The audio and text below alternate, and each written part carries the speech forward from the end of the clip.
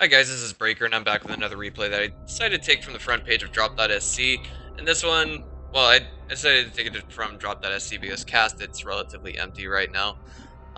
Effectively speaking, I don't know what's up. Maybe it's dry season. Maybe everybody's just going on vacation. But we're just gonna see uh, how this replay unfolds, and I think you guys will enjoy it as much as I did. All right, so here we go. As you can see, two GM players, one of them being IdrA, the other one being a Protoss by the name of cSaroVati. Well, since we got a little bit of macro time to fill in, just, at the very least, I've got a little bit. Something's up here. My frame rate's particularly high, actually. I've got 150 frames per second. No way. It's not what I'm getting an XSplit right now. Well, okay. Anywho, I guess let's just go ahead and continue with this, considering YouTube cannot perceive more than 30 frames per second when it's uploaded and set and done and all that good stuff. So, upper left-hand corner, spawning as our Zerg in the red trunks. His name is IdrA. And in the lower right-hand corner, spawning as our Protoss in the blue trunks, cSaroVati.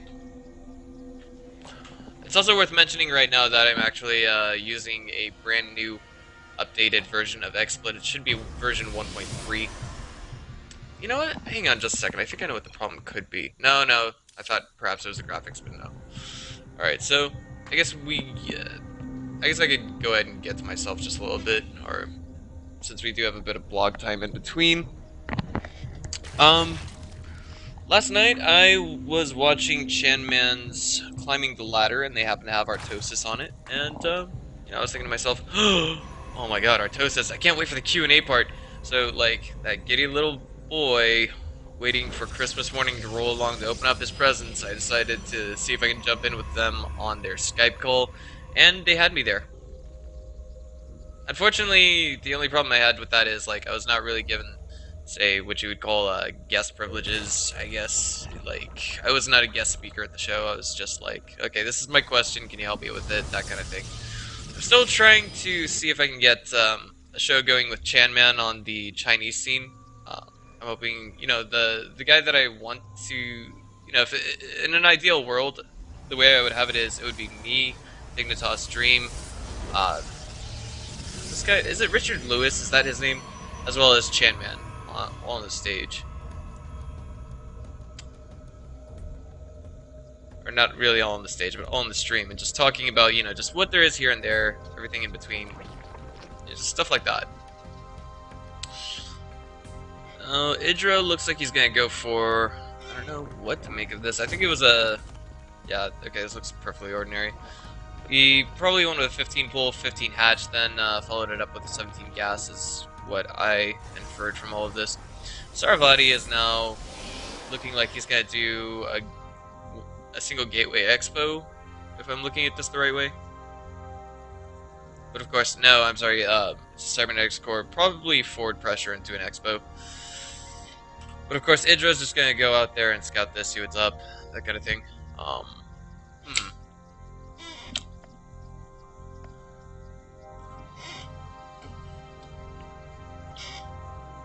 And it looks like he's just gonna pull back home for the time being. I don't know, but my real question to Artosis, I guess, was, I want to be the designated China scene caster. I want to cast for the G League. I want to cast for the WCG. I want to cast for the Neo TV Star League. I want to cast for this. I want to cast for that. I want to cast for all these lands that nobody's ever heard of. I want to get an English stream going for all these lands. And I'm looking at the Invictus Gaming record sheet right now, and there's just so many of them. I'm thinking it could actually be comparable to American ones, but hold that thought, as we do have some forward pressure coming from cSaroVati. He was actually dancing his Mothership Core around just a little bit, and now he's actually still doing, again, this dance that we can see. IdrA's not quite supply blocked, but he did have to pull his second queen. I think he was actually aiming to get a queen in all of this, and he will get one, at the very least. No doubt about that. This queen trying to go toe-to-toe with the Mothership Core, and that is actually, wow, I wouldn't say a bad engagement point, but if he loses this queen, that would be even worse. I'm thinking he's got to micro down that Mothership Core. He can't do it. Ouch. So now that Mothership Core has free reign over the mineral line, basically, now, the natural. And wow, what's this? cSaroVati's actually gonna pull that back all the way over there. That's let's say some rather unorthodox use of mothership cores, but I won't be too terribly critical of that. It did get him a couple of clean kills, so in the end it panned out for him. cSaroVati, however, is not pulled probes from his main into the natural just yet. He's actually just a little bit busy defending against this forward pressure coming from IdrA. Altogether, I want to say that cSaroVati, he didn't do too terribly much damage.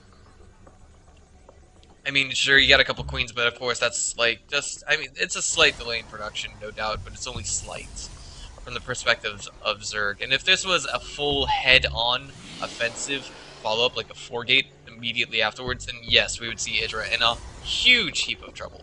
But for the time being, IdrA is an acceptable position. Sure, he lost more than that, but of course the losses were all minerals. Now it looks like IdrA is going to follow this up with single Roach Horn and a single Evolution Chamber. And he's going to have an Overlord floating in here, figuring out what's going on. And he sees that there's just a single gateway here. There's 3 sentries, so he can expect a lot of gateway pressure. Now, a rule of thumb is at this level of play, when you see more than one sentry, then your opponent could be going for some kind of fancy tech up. And by fancy tech up, we're talking easily, you know, something that doesn't require sentries. Something that will not require a lot of sentries to get damage done. We're talking DTs, or Stargate opener, those kinds of things. But it looks like, for our purposes here, cSaroVati is actually going to be moving out with some forward gateway pressure. He could be opting to take down the 3rd base, and now is the time that IdrA has to take to actually start cranking out a lot of units. I'm a little wary of the fact that he's making roaches right now. I would much rather prefer Zerglings here, because they will burn all of the force fields on these sentries. Like, they will... That's basically what they're going to do. And now we have some pressure coming into the 3rd, and there's more than enough sentries to throw down a full heap of force fields to wall this off and prevent reinforcements from getting in there. And essentially, like, if, you know, there's enough to box themselves in, really. Alright, now the Ling did catch on to that once IdrA threw it away. Let's see how he's going to be able to fare against this. Right now, both players in even supply. This is not where you want to be a Zerg. If IdrA loses all the workers there, that would, like, seriously put him behind. Queens, if they can get the mothership core, that would be great. Now we have a beautiful surround here by IdrA, but of course the units are so small that it doesn't quite matter. And, you know, that's actually that's not too much in the way of economic damage being done, aside from units being forced from IdrA. Right now he's actually quite behind in the worker count, but of course, with the main and the natural are oversaturated for cSaroVati. He hasn't taken a 3rd yet. So what I'm thinking is, since he realized, oh shit, I didn't manage to kill as many workers with that as I wanted to do, then...